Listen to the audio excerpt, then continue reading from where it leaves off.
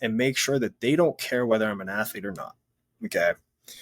And then number two is understanding, well, why did I love football in the first place? Why do I love sports outside of ego? And for me, I recognized that I love a physical, mental, and emotional challenge. I love the adrenaline rush. I love putting myself in situations where I have to fight out of it, where I am challenged and I have to work through it. So then it's, okay, now how can I do this on a daily basis? And how can I apply this to a larger picture of life? And so I looked at my relationships, I looked at my faith, and then I looked at, business and career. And how can I apply that in each one of those levels? Right. And so then it comes down to making choices. And then I'm choosing, okay, every single day to get my physical challenge, I'm going to work out. And do I miss that sometimes? Yeah, absolutely. You are listening to the Beyond the Scoreboard podcast, transforming athletes into leaders on and off the court with host Coach Furtado. Hello, everyone, and welcome back to another episode of the Beyond the Scoreboard podcast. Our guest of the day is Colin Jonov.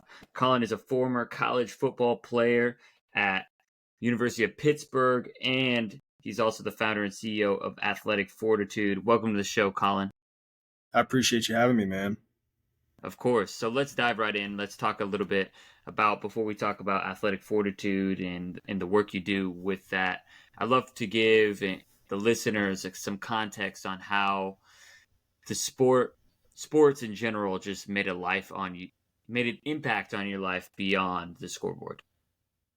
Yes, I mean, from the time I was little, I was kind of just obsessed with sports. I don't know how much of it is genetic or upbringing or a combination, but I think pretty much everything, not everything, but majority of the things in my life that I'm proud of are due to sports, and whether that's my mental makeup, my ability to handle tough times or whatever, my work ethic, whatever you want to call it, I think all kind of stems from my athletic background and, how it's shaped me and molded me into the person that I've become, and, to continue to mold me into the person that I want to. Like that. Yeah, it's just a culmination and an important part of your life. And I know we're going to talk a lot about how sports shape our identity for better or for worse. But before we kind of dive into that, how do you think sports kind of shaped your identity growing up, playing high school football and obviously college football and having a couple days in the NFL? Yeah, for sure. So we can talk about the good and the bad. And, we'll start with the bad because I always like ending with the good. So the way that, sports shaped my identity for the bad was that's really all I identified as was an athlete, as a football player. So anytime someone would talk to me or ask me to introduce myself, I would say, I'm a football player. And it didn't matter what else I had going for me, what else was going for me in my life. It was only football all the time, only being an athlete all the time. And that's ego, right? It inflated my ego because I was attached to that, something so fragile I was attached to. And when I say fragile, I mean, it can be taken away at any moment in time. So when we look at the good, and what took me a long time to learn how to reflect on this, is athletics can shape your identity. And it is a part of your identity, and that's okay. But it's important to understand how it shapes you and why it shapes you. So you look at all the things athletics teaches you. It teaches you how to work with people. It teaches you teamwork, time management, discipline, how to do hard things, how to overcome pain, how to work through adversity, how to pick yourself literally up from the ground each time you smack it and get up and take another step forward. And learning that is part of my identity. And I learned that through athletics, right? So, being, gritty, being tenacious, being kind and empathetic, learning how to communicate, being someone who is disciplined, right? All those things came from athletics and come from athletics. And it's not, I'm a football player. It's, I'm all these things partially because of football. Right. And that makes a lot of sense. So can you share any of those stories of, challenging times that you had when you're like, I'm a football player, when you had potentially bad games or, moments where, that identity of being so wrapped up into kind of the fragility of football, and maybe it was kind of your transition from being an athlete into kind of the working world? Yeah, I think the two main places that I saw it were an injury and then when I finally left the game. And both are because I was no longer involved in the game. So when you look at being injured, right? The key things that I experienced, or key emotions and feelings, if you want to call them that: disconnect from coaches, disconnect from teammates, disconnect from family and friends. I felt that I didn't have worth or value because I wasn't playing. And I let things get into my head like, oh, coach isn't talking to me as much, or my teammates aren't talking to me as much because I can't play. But in reality, I was just creating that myth in my mind. And so then when I got cut, it was that same feeling times a million that I experienced when I was injured. Because when you're injured, you have a timeline of when you can get back. And you're still working out, doing things with the teams, but you still have that missing amplification of practice and play.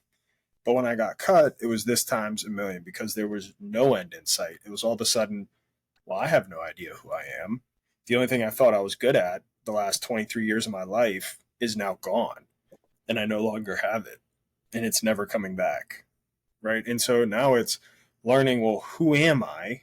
What does that even mean? And how do I get myself to a point where I like the person I see staring at me back? Right. And that's the journey that happens when we face, some of those challenges of, grappling and dealing with identity. And so, I kind of would like to invite you to kind of share kind of how that experience and kind of how you navigated that, and now how you help other athletes also navigate with that, especially, with younger athletes who deal with injury and so on. Yeah, great question. So how I navigated at the time probably wasn't the best. It was a learning experience for me. Right. I think it's important to start with, exactly kind of what I went through and how I started to transition out of it. And so when I got cut, right, I think, if you lack of a better term, was sitting in pity. And every day I just stopped taking care of myself. I wasn't training. I wasn't eating right. I wasn't sleeping properly. I was filling myself in negative things, watching negative sports talk shows, listening to negative music, and just really sitting in this cesspool of negativity and pity. And it got to a point where literally, like, I remember looking at myself and being like, I can't do this every day. I can't be this person who sits in just in this filth of nothingness. And so for me, I had to, one, understand what I was going through. And then two, I had to find ways to make actionable changes to become someone who I at least wish to be. So it started with me talking with former teammates, current athletes, former athletes, coaches, trainers, and just being like, what is it like if you experience this? And clearly I found out I was not the only person who's gone through this. It's becoming much more prevalent, particularly, I think basketball players do a great job of talking about it. I think JJ Redick has been extremely vocal about the transition out of athletics. And you learn it comes back to that identity piece. And so for me, I had to learn and kind of create who I was and understand who I was. So that first comes back to understanding, well, why did I even love football in the first place? And why do we love sports? And we have to be honest, we have to recognize there is ego involved. There's not an athlete in this world that doesn't love sports because of ego reasons. Perks, fame, recognition, right? Even on a small scale, right? And that's part of it. And that's okay. And you have to be willing to admit that. Because then once you can admit that, then you can learn how to eliminate that piece. Okay, well, I don't need external validation anymore. Or at least I can, pick and choose who I get external validation from, whether it's my wife, whether it's my parents, or whether it's, someone who I care about and trust. That's a brother figure, or whatever you want to call it. So really narrowing the circle of external validation you're willing to take some from, and make sure that they don't care whether I'm an athlete or not. Okay. And then number two is understanding, well, why did I love football in the first place? Why do I love sports outside of ego? And for me, I recognized that it was, I love a physical, mental, and emotional challenge. I love the adrenaline rush. I love putting myself in situations where I have to fight out of it, where I am challenged and I have to work through it. So then it's, okay, now how can I do this on a daily basis? And how can I apply this to a larger picture of life? And so I looked at my relationships, I looked at my faith, and then I looked at, business and career. And how can I apply that in each one of those levels? Right. And so then it comes down to making choices. And then I'm choosing, okay, every single day to get my physical challenge, I'm going to work out. And do I miss that sometimes? Yeah, absolutely. But I've become someone who loves a physical challenge. So it's much easier for me on the days I don't want to wake up and go to the gym because that's part of who I am. I love that physical challenge. And that's the emotional challenge, right? And what does that mean? And so for me, it's I love putting myself in a situation where I have to control my emotions. And I think anyone who has kids can understand that's every single day.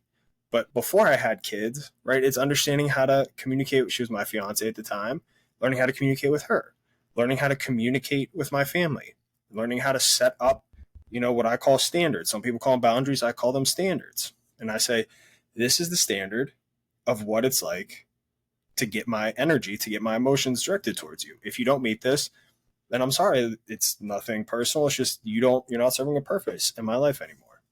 Right. And then spiritually, it's I have to learn why I believe what I believe and become deeper involved in that faith.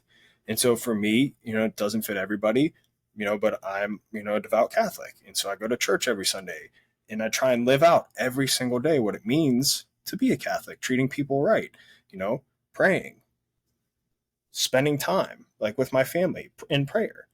So it's a combination of things, but first it starts with understanding, and then two, being willing to put together that action plan and kind of how you want to define it and really understanding like how deep do you 100%. And you, there's a lot of wisdom right there. And so I think really hitting on the two most important points that you touched on and you just wrapped up on for coaches to really help their athletes use their identity in a positive way is to get them to understand kind of some of those motives. And so, with that, I'm just kind of thinking about myself because I have two kind of hats I really wear that I work with coaches and with parents. So I'm a high school coach, and I also have my own kind of business where it's a basketball training business, but it's more importantly holistic development. And I feel like identity development is so important. So for a coach like myself, and I'm sure there's many other coaches that are listening as well, what's the first step that we can help guide our athletes to understand? Because I feel like when I ask questions, a lot of time I just like basketball, right? I just play it because my friends play it. But you gave a great answer where it's like you love the physical, emotional challenge. I'm sure you love the competitive aspect of having a score at the end. Yeah, so it's tough, right? And there's a phrase I've frequently been hearing, and it's one I've begun to really adopt: is meeting athletes where they're at. And so, what does that actually mean? And some of meeting someone where they're at is maybe understanding you're not the one who can connect with them, and that's tough as a coach because you want to connect and you want to lead all your players. But when you realize and look back and reflect as a coach too, you have so many different levers you can pull, so many different people, right? So like for me, I know my spiritual lens isn't going to connect with every athlete. So I can't use that as a leading goalpost in how I coach athletes. But if I have an athlete who's very spiritual in their beliefs and it's differing from mine, we find that common ground. And then maybe I pull a lever of someone who I know has that same religious background who can help that person who's struggling with that in that moment. Right. And so for kids, 100%, it's like, why do you like basketball? It's like, well, I just like it. Right. Then it becomes, well, asking more targeted questions and learning more of that interview tactic. Like, hey, on a podcast, well, it's just asking the same questions out of curiosity for the kid. Well, it's like, well, maybe you like it because you like that one-on-one element, or maybe you like it because you get this feeling in your belly and you get real intense and it's the only time you feel strong, right? It's when you feel strongest. And just kind of learning to poke and pry and see what kind of answers you can get. Some athletes are very simple, right? They just are. They don't think deeper. They don't have that, deeper reasoning, and that's okay. It's just understanding that and then finding the levers to kind of pull the best performance out of them, finding what motivates them. Ask them, when do you have the most fun? When are you most driven? When are you most angry? Like, when do you want to hit something? And if you never want to hit something, well, it's like, well, when does something irritate you? Because at some point, everyone's going to be irritated. Everyone's going to be happy. Everyone's going to be joyful. Everyone's going to be sad. Everyone's going to experience some type of emotion. And it's understanding who experiences it and when. Right. Yeah. So it's those targeted questions in terms of just really kind of continue to get to know them and what motivates them, like you said. And so when we kind of find out what motivates them, what are some certain action plans that you have worked with your athletes in terms of developing like a healthy kind of relationship with that identity where they love the physical challenge, the mental challenge, but they don't let the loss bog them down and get into sitting in pity, like you maybe talk about, because it's okay to feel frustrated and angry after a loss or after a performance, right? We don't want to be happy because we went 0 for 10 from 3 or whatever it is, right? But how do we make sure that it doesn't get wrapped up into our identity to where we bring that to the next game and the game after that? Yeah, and I'm very much a believer you should care deeply about the outcome. Like you should. Like if you lose, particularly in a big game, and it doesn't like affect you in some capacity, I might be a little concerned, right? Like as a competitor, it should bother you. It should drive your action or drive change when you lose. It's just to be able to separate identity from outcome. You are more than just your outcome. And an analogy I heard once that I absolutely loved. It's like a surgeon who's doing surgery on someone. They put every bit of what they have into that surgery to make their patient better, curing whatever it is. But in the event that they can't cure that person, it's not their body, right? So our outcomes, our losses, our wins are not us, right? They're not who we are. Who we are is all the drive and effort and attention and energy we put into the outcome, but understanding that that outcome is not always reflective of who we are. It's a part of our process. Right. And it's also oftentimes a learning tool, as you alluded to earlier, of how we can continue to improve our processes. Absolutely. And I think too, like seeking feedback in win or loss is a skill set. It's very difficult to do. I just talked with a trainer who, is well known in the Pittsburgh area for training professional athletes, and I do some work with them. And we were talking about like what's the difference between athletes who get it and athletes who don't. And we reminisced over a few athletes who are always asking for feedback. We'll pick up the phone and call you, hey, this isn't going my way. How can I get better? Like no sugarcoating, like just tell me straight up, what am I not doing? What am I not seeing? How can I improve? And the younger that we can adopt that, the sooner, regardless again of outcome and becoming, again, I don't like outcomes really important. Okay. Like they are. At the end of the day, outcomes matter.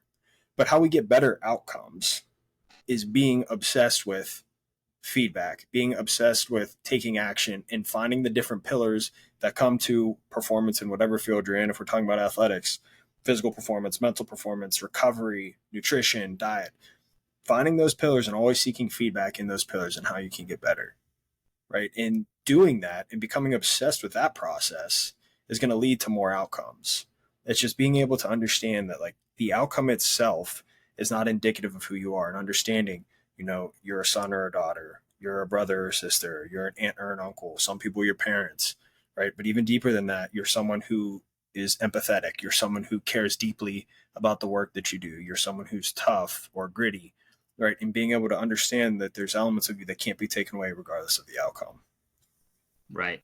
Right. And to tap into those as well and just like recognize that those are very worthy roles in terms of belonging. Because I feel like a lot of times this is kind of what it stems from is, and you could probably share this as well when you were kind of transitioning out and talking about, again, referencing the sitting in pity is like feeling like we belong. And I feel like that's one of the reasons we love sports so much. We feel like, even as fans, right, we talk about teams. It's a sense like of community.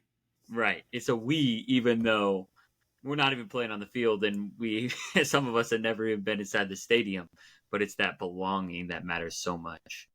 Yeah, and I think to be honest with you, after athletics, even sometimes in athletics, you're always searching for that community. And I actually just wrote a piece in my newsletter today. Is I'm in that like lonely stage right now. I'm growing out of old circles and I'm trying to find new circles that I just haven't found yet. And I think as an athlete and as a person, you're always looking for a sense of community and the right people to surround yourself with.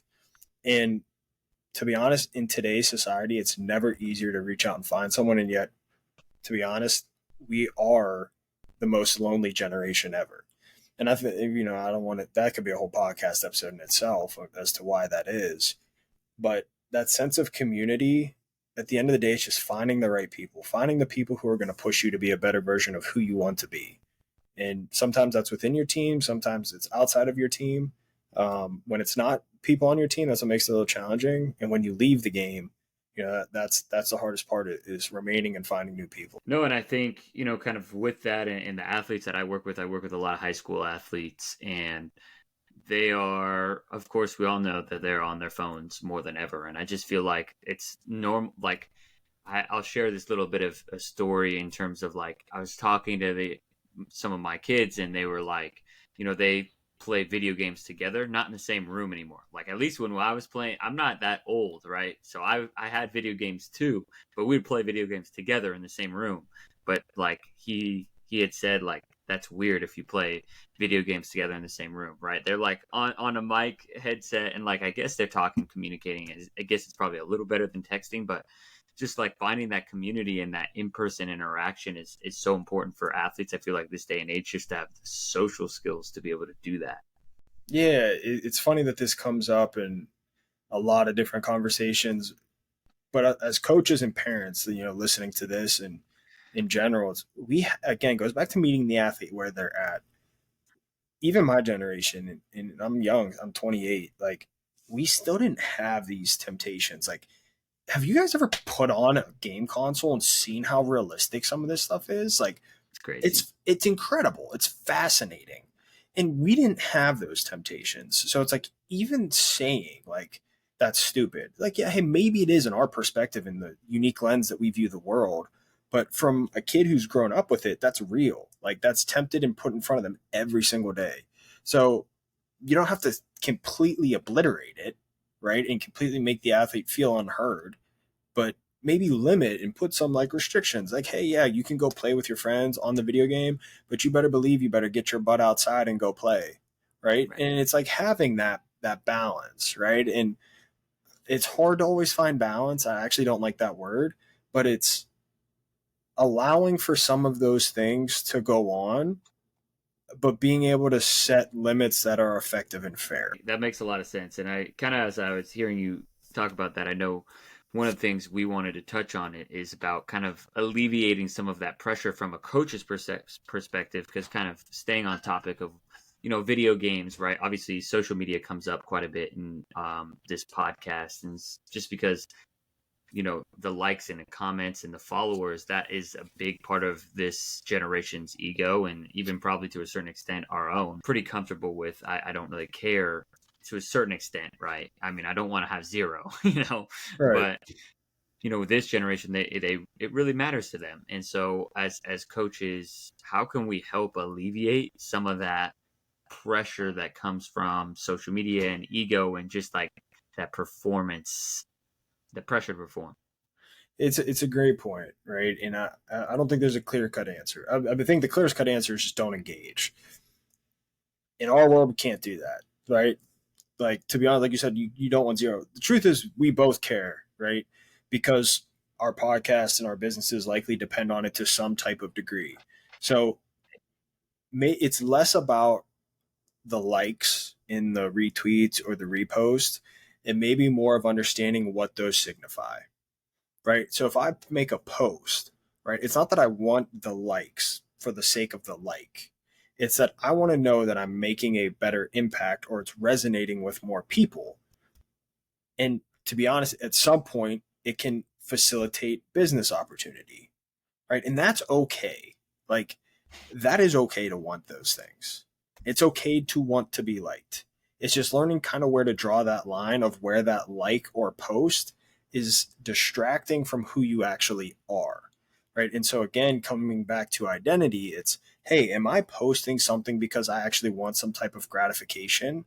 So, like, if I post something that's popular political on one side or the other because I'm trying to pander to a certain demographic of people, even though I don't believe in it, that's what's going to harm you. That's what's going to hurt you, right? Or if it's posting, some type of picture activity because I want to make, particularly like young kids, right? I want to make my significant other jealous, and I want to get all these likes, and then I don't get it. Then it's like, oh, that hurt me. When if you can put intention and a reason behind your post, and still it's okay to want those likes and use it as a test to be like, okay, well, what's resonating with others? Or, again, describe reason X why you're posting, and then use it just kind of as it is, right? Or like posting for a purpose, like to connect with someone. Like, hey, I might post a picture of my family because I want people to know what's going on in my life, people that I haven't connected with in a while. And you'd be surprised how many people will just reach out of nowhere when you post something that resonates with them. So just kind of changing and putting intent behind everything that you do and doing everything on purpose with good intent. And then you can kind of navigate the like and retweet world. Um, in general, I do think social media, it can be pretty toxic. But if you learn how to curate your environment to be things that you enjoy or things that uplift you, then you can kind of start to get past those likes and engagement piece. Right. And honestly, as I hear you talking about that, I feel like that could be like that could be a really powerful workshop. And I'm curious, have you done that for your athletes in terms of like helping them curate that? Because I'm like thinking, because they're going to be on it no matter what. So it's like teaching them at least giving them the opportunity to understand what's in their feed and how it may be affecting them. Right. And it's funny, we have a couple workshops coming up. That's not one that we have planned yet. It is one of importance. So some advice I would give if you're curating your environment, your Twitter, or I guess X now, or Instagram or TikTok, is it's a big algorithm, and it's just a mathematical process of the things that you're liking, the things that you're reposting, the things that you're spending more time watching, the things that you're retweeting, the things that you're clicking and sharing. The algorithm takes those things into account, and it'll start giving you more of that. And what's so tricky, and where the algorithm gets you, and where really popular accounts get you, is they post things that make you want to engage more often than not from a negative lens, right? Things of controversy, things that'll draw you in because it's like, ooh, this may be controversial. But if you want to start getting uplifting things, it's finding those accounts that, one, provide actionable advice on how to do things better. I love motivational stuff. Finding motivational accounts, I think motivation can be kind of nonsense, but if you're actually able to find an underlying message and make it applicable, that's great. And I'd rather you have motivational stuff on your feed than controversy. And then three, it's just finding people you look up to who post good messages out in the world, who you want to emulate and you want to embody. Start retweeting those things, start commenting on those things, start reposting them, start sharing them with friends, and then they'll begin to start coming to you. And then don't be afraid to use the mute and the block button. Big proponent of those. You have a bunch of negative people or people that you can't stand or whatever, or posts that keep coming up and you're like, I don't like this. Mute, block, unfollow. Just become a master at that. Sometimes elimination is better than adding. Yeah, no, 100%. I mean, I feel like it's an incredibly important message, and looking up to and finding people that like resonate with your message, it's just so important. Unfortunately, that's where they're going to spend at least probably 30 minutes to an hour of their time. If not, some people are probably spending way more. And so how can we help them build healthier relationships with that instead of just saying don't use it, right? It's just at this point, there may be the select few kids who don't use it at all, but like it's ingrained. It's a part of their culture and their ability to connect with other kids. So, And I would say um, this one last point on this topic, yeah, because what you just said there is really important, is they are so accustomed to it. And you can find yourself scrolling and just get caught in a daze scrolling. Set a time limit and start blocking off time on your day to engage in social media. Like, if you really enjoy social media or it's part of your business or process, set time and then set a timer and do it. And then when the timer goes off, boom, I close it, I'm on to something else. And always set a follow up task after. So it's like, all right, here's my time for social media, 30 minutes, whatever. I'm going to scroll endlessly. I'm going to look, retweet, comment, whatever. But immediately after, when that alarm goes off, I have another activity I got to get to. So whether it's training, whether it's sleeping, whether it's homework, whatever it is, set something immediately after so you can close it and be like, it's, instead of saying like, oh, I have an extra hour before I have to do anything, I'll just scroll a little bit more. It's like, no, I have to go do something right now. right.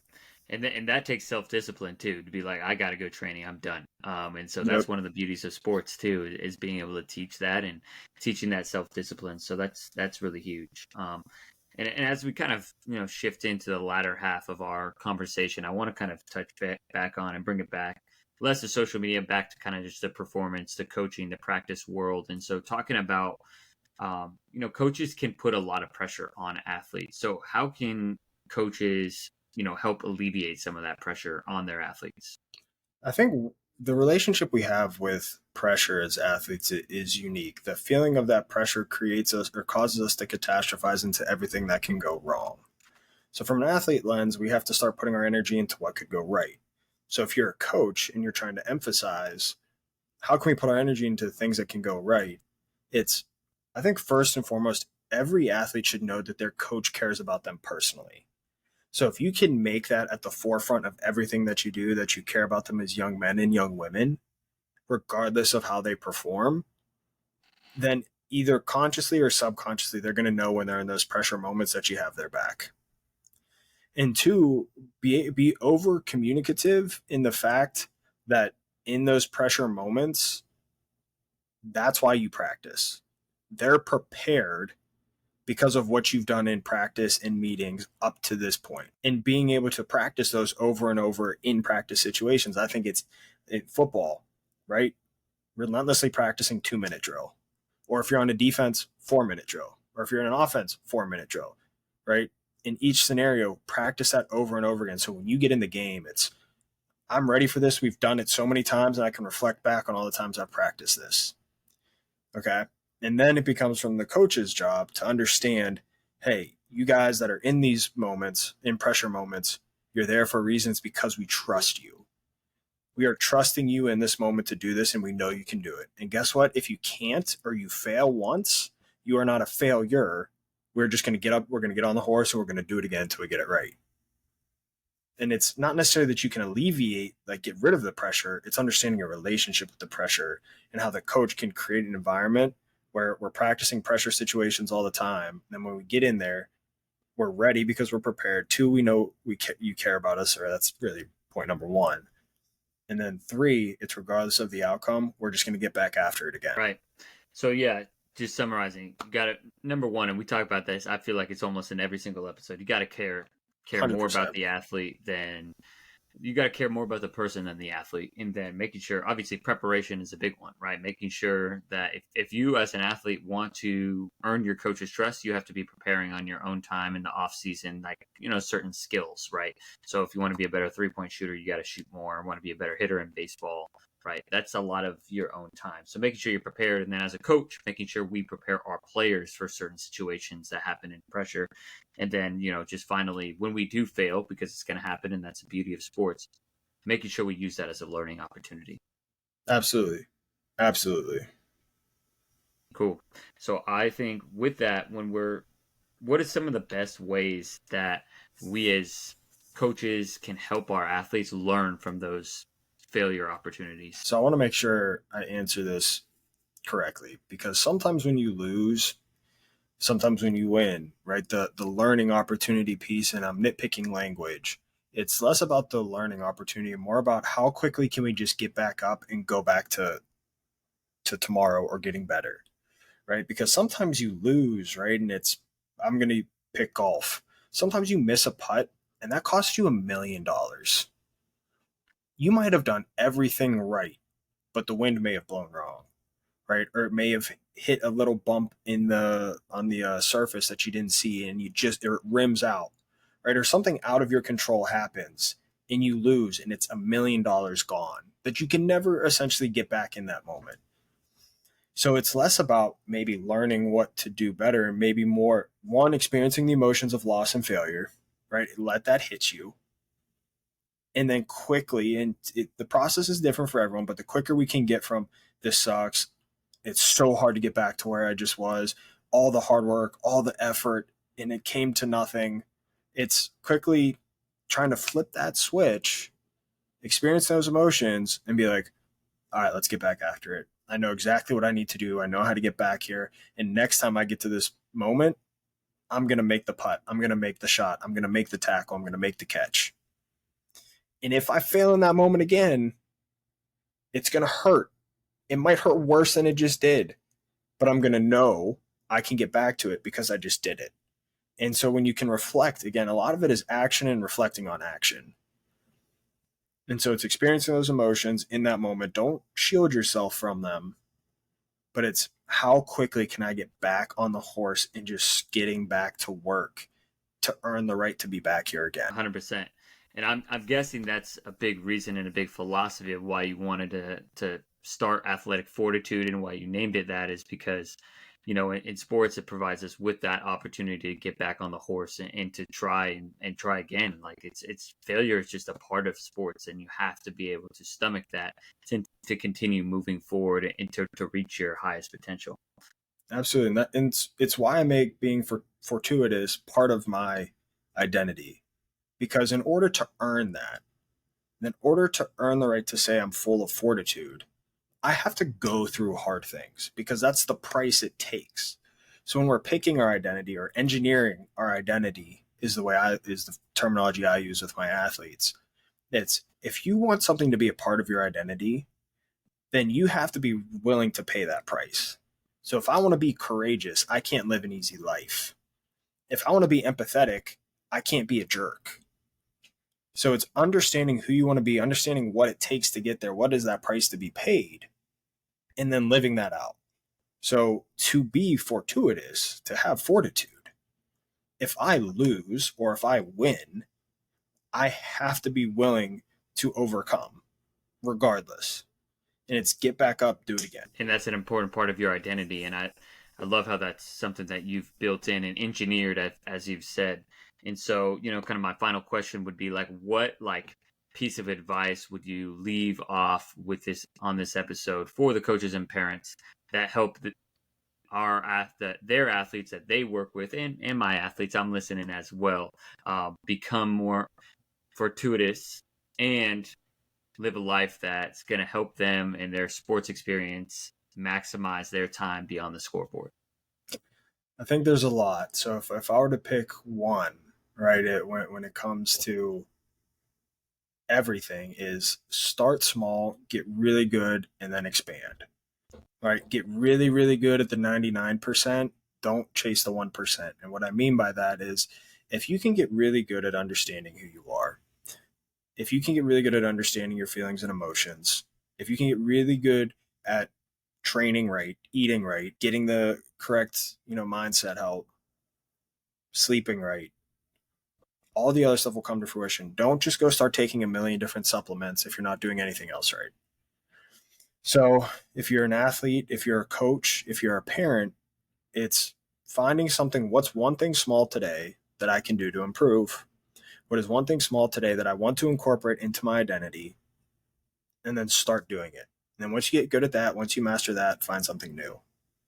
And for parents, I think the biggest thing where we can all start to get better is the car ride home from practice, the car ride home from games. Give that separation. There's no need to coach your kid extra hard. There's no need to beat your kid down immediately after.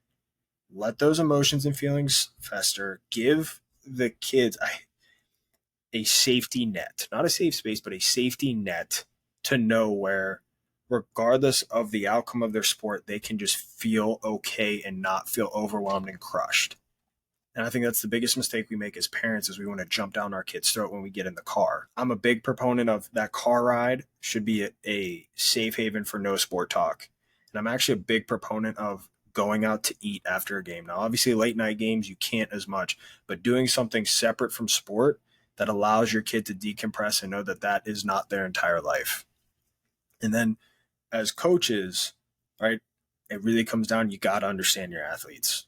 You got to find ways to have conversation with them outside of sport. You got to have ways to find what they love, what they enjoy outside of sport, who's important to them, why they love sport.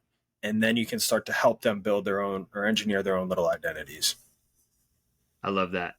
And so with that, I actually do have a follow-up question for the parents that you kind of gave that advice and the importance of the car. And just can you share a little bit behind the science behind and the importance behind why that safe space in the car is so important and critical for our athletes' long-term development? Yeah, so it really comes down to you don't want to feel that your parents' love depends on your performance in a game, right? And whether that's our intention or not, if every time our kid performs poorly, whether that's for effort, whether that's for a mental error, whether that's just for a physically poor performance, if every single time we are beating them down and grilling them the second they get into a car or heaping praise when they do play well or do give, whatever it is, If we're giving praise or constantly beating them, we begin as athletes to associate, and young kids are worthy, are worth to performance. And so you want to be able to give those kids a space, and that's why you have coaches, so your parents don't have to coach 24/7. And it can be like, hey, like there's a separate, unconscious separation when that kid steps into that car. It's, yeah, hey, talk about whatever, how was school today, hey, that girl you asked out, how'd that go, or whatever it is. And just being able to separate and to draw a metaphoric line as soon as you get in that car, that it is okay and whatever just happened. And if your kid initiates the conversation, that's okay. Hey, we can talk about it. Ask questions, seek curiosity. Don't be judgmental of your kid's performance. Just be curious about it. Well, how did they feel? And let them guide the discussion if they want to have it. But the parent should not be dictating it. And if it's an effort thing, I get it. That's really hard. That's a conversation for later in a much more calm state of mind. So it's after dinner, the next day, whatever, come back and talk about the effort piece, but not immediately after, not in the car ride, not at dinner. I love that. And I like that you shared the important part about, it's just, we don't want them to associate their identity with their outcomes. You just don't want your worth to be the outcome. And it's being able to understand my parents still love me regardless. And I know every parent in the world will say, of course I love my kid. But it's just the action of jumping down my kid's throat in an angry tone or a judgmental tone every time they perform poorly, or my mood completely changing whenever they play well. And that's the tough part as a parent, is because obviously you're joyful when your kid plays well and you're upset when they don't because you want them to do well. But being able as a parent to control your emotion and be able to remove your emotion from action. That is a great last piece of wisdom to drop for all of our parents, coaches, and athletes that are listening. Where can those that are listening subscribe to the newsletter and find you on social media? Yeah, so everything we have, go to athleticfortitude.com. You can find my newsletter. You can find my podcast, YouTube channel, all my weekly writings. If you want to follow me on social media, my name is hard to hear phonetically. I apologize. It's at Colin Jonov 10. That's COLKYJONOV 10. I'm on X. I'm on Instagram. And if you want to follow my Instagram page for the business, it is at athletic.fortitude. Right on. Appreciate your time today, Colin. I got 2 pages of notes. I'm ready to help my athletes kind of build a healthier identity with sports. So I appreciate it. Nah, I really appreciate you having me on, man. It's a great thing you're doing here. And any way I can be of support, you let me know. It was a pleasure having this conversation. Thank you for listening to this episode of the Beyond the Scoreboard podcast. If you enjoyed this episode, make sure that you subscribe wherever you listen to podcasts and share it with a friend, coach, or parent you feel like would get value from this episode. It's our responsibility to impact as many parents and coaches who are the ones that are impacting our athletes. That's how we create a ripple effect. So thank you for being a part of our community, and we look forward to serving you all next week.